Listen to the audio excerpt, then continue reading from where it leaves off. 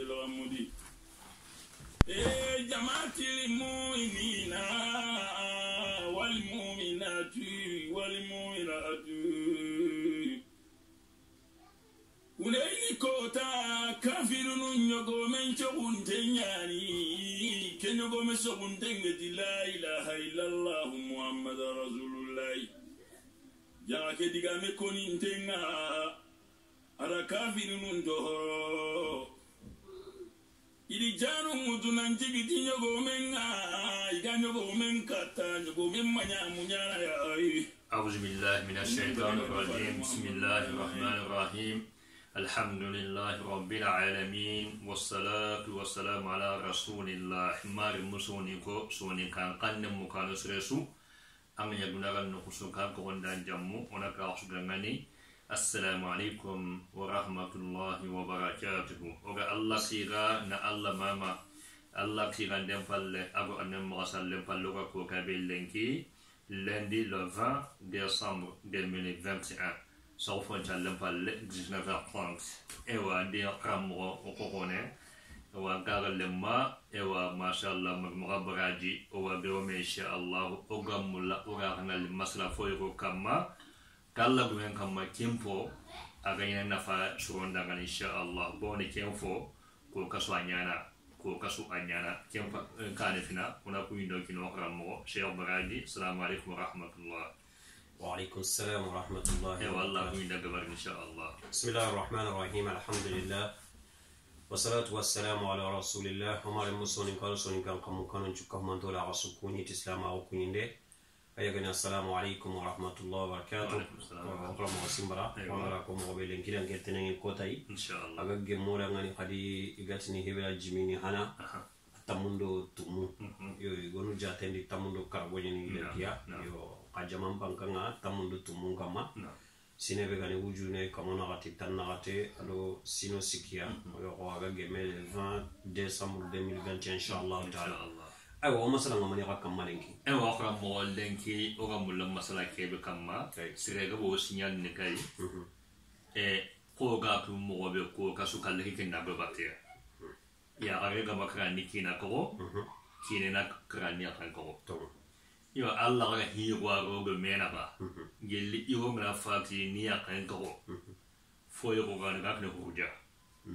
kasuna gati abu to kan yo kewa ya ga kamma ana ke ka o ikina gangani hakina kalle balle yo ke ka higa buga bani na kino wonti mari mungello gaga o ga pujamanu yeba al o maga kara yo ko gasno ko do ko kammi yo keka helu be do ganyane no ko na mulono ga kulle nya maslane bona wagello kun finui ya ga ren kina ga nakra il faut surwali na ga ko do puja ina me kuduna kulle ko do yo no safe no ko la ga kabana o ha ku me do kongo angani yo na parti yo nyana e ka parti yo nyana iwa imen tulwa giga ya guna na imme ke tulu ti ihar no hujange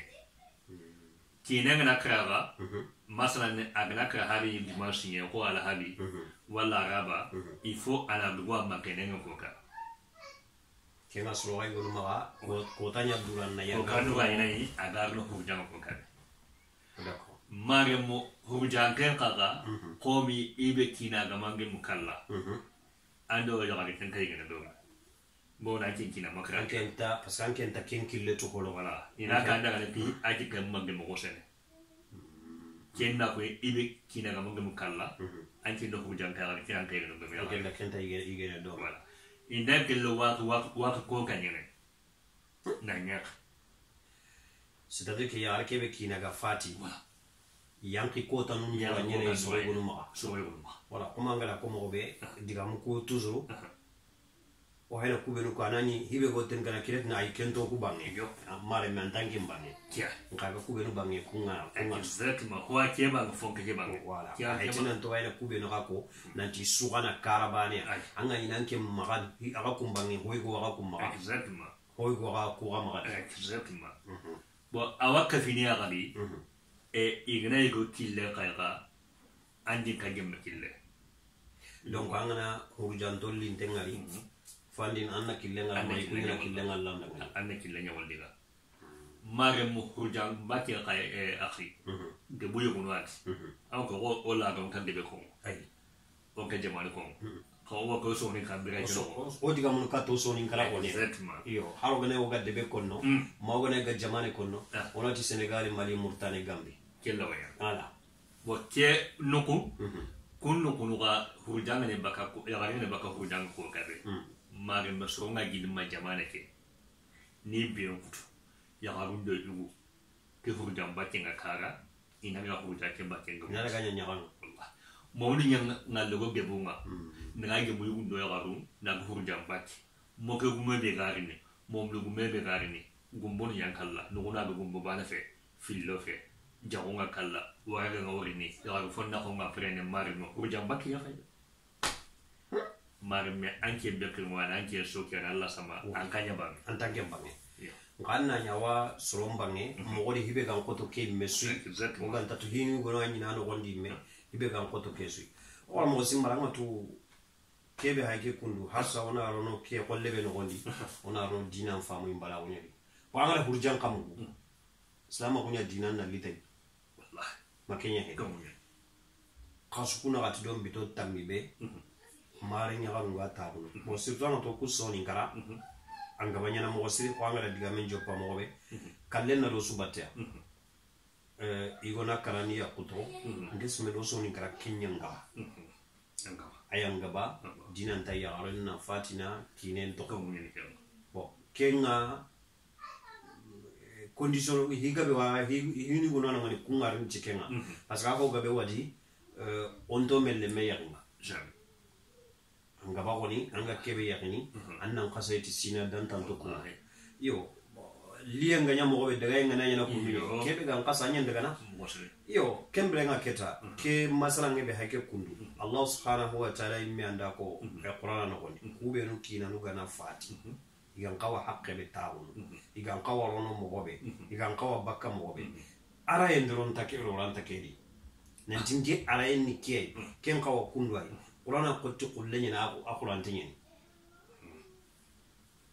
anda ham faring alayhi salatu wassalam ali nyamar mania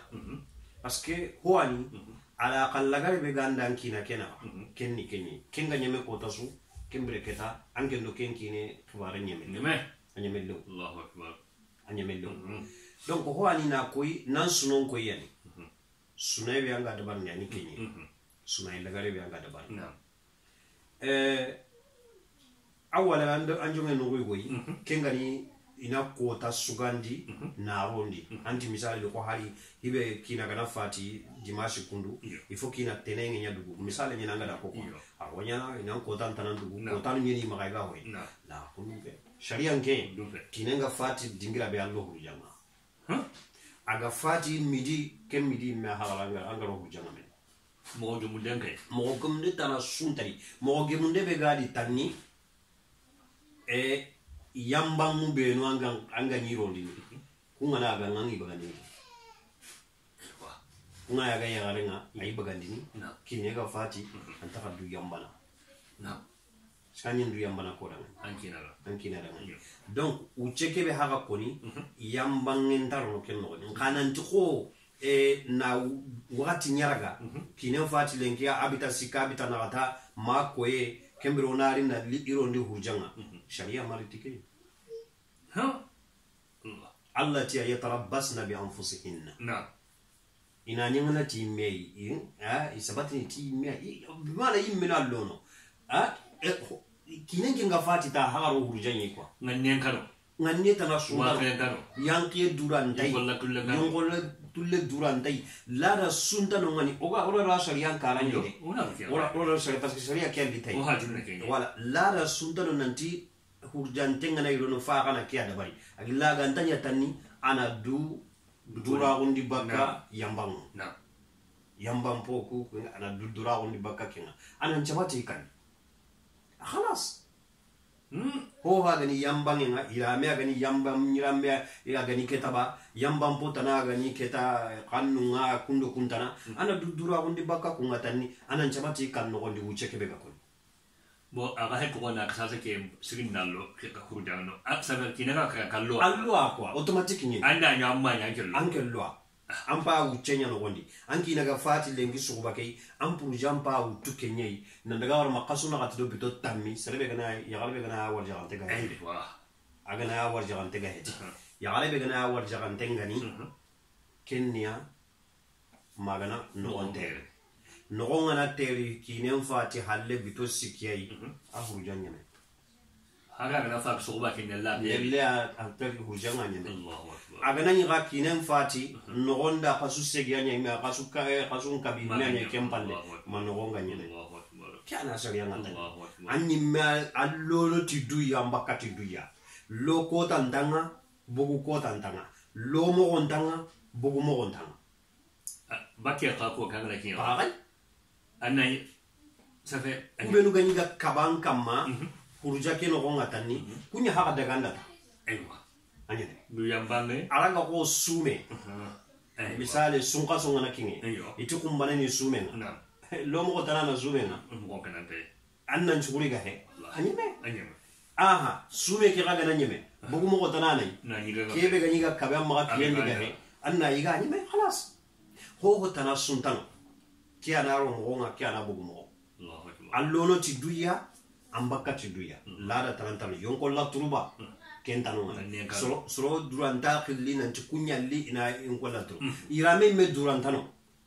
ko hurjan denira mo dan tanirame me durantano sharia ko kula ngalla fo binne ba na diga anna magan duyamba Allahu akbar angana datilla galenki iram binni gono ngani kunni yamba tanira mo nye wallahi to mun ne kunni yamba tanira mo nye ata amma du yamba amma yambe hwarondi amma timali ngero du deja ngatu sharia nyimeri ya gale na timali me nyimero le nambu sella hala kana kinenga brene kenna kamo ken ka bande na mo akabande surtout gali kinenga nta bimana ho haga hutunu katta ya unga ga yugu ya rebagande dei salon ne hakuto kundi me tana daga na kunya kabe akama aga hurja ke no gondi aga yugo mo ya kusefe ko anta ko ken ka bande na mo na ka hurja ga timme ko kasu aga na yugo na ya kusefe ko nyemeno khalas hurja ke wakati nga timme aganyati kaskuna katido biton tamiyai ba maganyati wa nogonte yenye ba kembreketa kachem kutaro ken kina bale na gallew izan kembra watella raketa nanya bo ko na ga me ke fonde keke tu fahami ya ga sasa ko bilugi mo gonchi wonne furjanga ne baka kara bangi iga biyo no nyautu yugundo ya garu iga kelle ya garu wangi do be bunga yugu iga me ne kaina gumbo man me kre yala kiaga mar to ko kenga ba kerini ti khoto ina khoto nya ka khote fati yake me deja simba kenyi menya iduran khoto yi fati ngana nyang maga kandi lenki donc dépense kebe gada batte oda kemu to da ro dukka mana khoto ni na khoto lenki an khoto nyanga donc aga nanya ketara nanti ken kaga na grino ngani urjamba ken kaga na kinge asuna khore nali mana suntai mana ngani kebe me aga gan kawa kebe me dabani kebe ga fati aga da yatime nu kubenu to ko du halle kada ka haklo to ko kada ka haklo to ko ke ya gale be me gani ke kunu aga da to ko du halle undum baranye anani sentara kada ka haklo to ko kada ka kilu to ko ke ananya ga kuntara gode kini kenga aga kipena yatime nu kui anta me ke ko ta gana kinge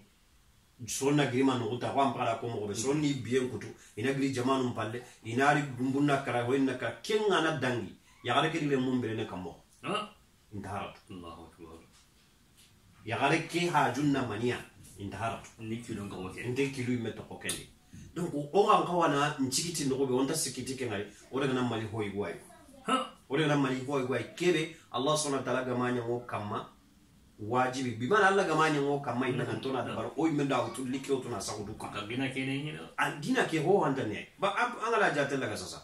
anke mbagada nugunu benu iriga tahana ke jonga de ke o gano ga daga dina ke khalle nanti kinen fati tanni ya kharin hay mi aro hurjanga khalas manni akenga ani me agana kuna sasa fo gidanya garunya li kunya na turu ina hoy imagine kinenga fati no be gidanya ga ngantano kenga lire no gollanti agana yananti at jonginde na ti gidanya garunya lila ila tu gidanya garu gandano ka aganda hodana walla batani donc kenga ko yananti kempe dai ay woy ko aw kembe na me yekaba ya ga fonna khaybe ga fonna khaybe ga ko kan kinya fasa aya ga mai na ko ajana da ganye fasa na golle ken onga aw kebe ga gabari na ko na pangande aw golle ki haram de hakabate na khurusin de bari fonna ko yugundo ya na menyo no na wara gubari de ga de soronde de fon ka ara awan nyaganye ni ke no bo keni golla ko ne vraiment sonun ko ko ne ke wala parce que on angana ko inati olada no il faut qu'on a toi Musa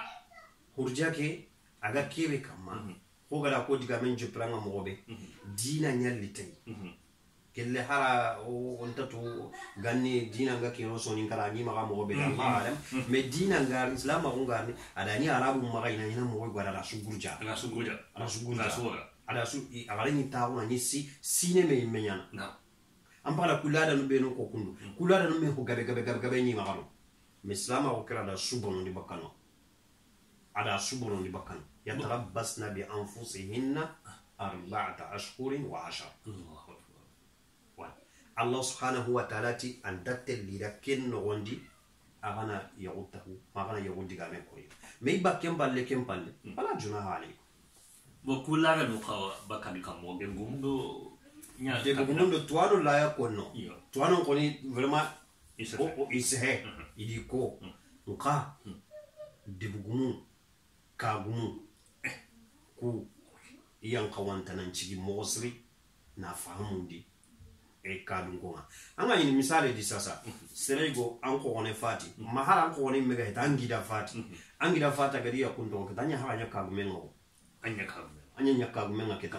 donc kembra angida ya kukubenuga hurjake igalo hurjake idi anke kembo gumo bega anongani anke nyanka wana kembagati anke nyanka wana kembagati debugumu ka sigira khore wa debe ho ganyana debe no gondi debugumu ngani tan tonto atunkan Allah subhanahu wa ta'ala ko gabe abakai mata so wala ya barajen katana gamene me foku ina to kana anti mas'uliyatu qani kama kullukum ra'in wa kullukum mas'ul bimana responsabilité ko ni kama debugumu kama habewi matira wakabana bakai kanun dilew me debugumu digana sigina anti kintanya ni debe no gondi wallahi serenta saguna gada ba serenta saguna gada ba donc il faut que besona chigi sigi dingranga kagumena chigi sigi dingra degumuna chigi sigi dingra jamangumuna chigi tuano kani kalle mais tuano nganako degumemma appliquer alanta appliquer maga kumane me ame ay wadi igada anyana nyangal hala godi inati seremma keda balanga ke haqqe tugana igonna ana ken qaisi tugana ina da bare ke ga benanya no bannan kuku donc bannan na ina ta ka ga ke ina ga tin tuwa aga ujun tammiani ujunun tammi tugani ani wa le bana to no undumpe anda tuganta autorisé nan tan da bare la ilaha nan ka banaya na ille na to ngin chawan kam Allah ganno fa Allahumma amin ba anda nu gabe kan gondi alo ki ya garen agemme killeri ya garebe kine kama fata daw alo kenta yigeno alo anta yankini kota no nyaga he anta ira metana ke suntarisha hara kafiniya sirebe gane duwana ya ga kira nan akina fakena so mi nuga karon kuina amina kongo akenda kon akenyi makapo subhanallah ya gare ke suntari ora ga no be mel ko no honne parce que amoto ra ko nanti ya gare an kawa na sabati dingrani mais lo juru no igunu rawanya sababu ya gabaka ewa an kawon tananci wala misalin ko kuga kutere gunnu be sasa ko kuga kutere gunnu be serebe kina gana fati nan ken to an ka gedi loyen to gene kamo ewa facteur nun to gene kamo an ken kan gollinia donc o ko watu nanti sine ndanken nan tan na kasuna gati do bito tamitawo anna kumpo ni kamo la sama invite donc aga nakinge kundi menu yunu dingiranu anke golle nyagama lo jula la wanya ngare nan golle awala ni golle ke aga kawa baka bogu mo be di kentu indeni anta duya mbana nambugu awala ga ni golle ke agolle aka to wala ndakenya ko nanti gilli haju be ganani aga nanya ga jungina yimi me kare kempa juro wena sababu aga baka me kenga he haju ga jungini seretanai anta kawa nambugu bo ko be nyaga manga sa go be ba nyaga go be nalli seren tamma giri aga yi daga ni da bari alors Allah da ta hono kandi kunu Allah anga madaga ko be anga bakana daga manga sana daga ko bu da maranari me anya kan daga uda ho daga kundi menu la Allahu akbar ane ni mo sa sa diga la go be gamma wa so kan du be gamma foko na inshallah tay alhamdulillah wa Allah subhanahu wa ta'ala nyagana sadir ke harsa dina ke afahamu mbala bucine wo magoka maga ado lada no ku nyagami wo maga harsa an kawanta harsa ona ado lada no ku oni tubaka medi madamu ga tun islami nunye oga autu islam ko kekillenye oga ne golle su dabarni ona tuwa dinan da mani ko kedi dinan da onya mari kam mo ke ho mo o utu oga dogana tokido kille batenga nanti odi nyi iganya na kunda odi nyi iganya na kunda madama bila kebe oku gada fahamu nanti kenta dina ni sharia ni kiyai oku nka tuka anga ni ganni ko nya dabar ni manya Allah la wadangi ni kungare nka lenki anke mbega mugu anke ndatu nanti manya anke kana kontina nyangenga ando kebe gada dabari tuambala ku kama gantatu aga gana menya Allah nenga konga nyene akai manyanganya aganya ne donc angen kati ngeda da bari parce que ndo sar man ne ana yankin jar na ke manyat amanya tunan daro dina ta gembe izan kembelo toujours golle sugadi aga tokkini dina ke khibarani umma ga da barto yimme ngakuno ona to sharia ngada kebe kan ona to sharia ngada kebe kan awona to kana disre ka be ga angana giri aga debendi maga kablandi nanti ken ndara kun akoti hekimanga likatiyati hekimanga hindun tuwaunga mogo ntawi a hetna ntanga daga ni kafir nawo a hetna ntanga daga ni bagandi dina nditai akoni da mogo dilega fahamu no mogo kero me kahini kesu ka humantenga presque ila wankonni kasabati tonga Allahu akbar Allah ganno sa Allahumma amin ewa mar musonin fo ewa ora khram mo diga mugu maslan nganye kebe kama huja kabare doko huja ke kabare ne yene Allah bana kiye ya gabe kinai akane huja ke lo mo be gai maslan nganye ken kama bogo mo be gai maslan nganye kama bre mo be ga no wonde maslan nganye kama doko ko ke sun gabe ani ne ibna ki war ki la rasui anu wonde kakan mo dume anna dum Allah gallenga ayam pasandanga andira go laga be jurumu nganda wo malla nyaga kenga ya kika ke sonu ko ogonna ha daga do braji do seren kalasu o prende na gonya sonu gonda ogana fo wari hakla la nyaga do ga kona masala kamma fikina kan gondi moga masala kamma aka do gema ke hakla la nucha inshallah o khara mo gande go inshallah Allah subhanahu wa ta'ala nyaga na kubero ga fati limana ga ka ondo tawhidum kama wadu an isuka manten Allah ga nyampo di suwa ga ri ta ko dingani jannatul firdaus o ga be no ga biran ta ko no nga Allah ga no srondi no ati no ande ngana yino ga go ni faren killen kama Muhammad sallallahu alaihi wasallam wa ma dhalika ala Allah bi aziz subhana rabbika rabbil izzati amma yasifun wassalamun ala al mursalin walhamdulillahi rabbil alamin Allah na dungoda na lengi dangi emballe jane ntaro onanga ari na seba munju ko mameri yo memma torombe gada kati farenya ay ngati Allah ya matoranga fil qur'anil karim wa ma arsalnaka illa rahmatan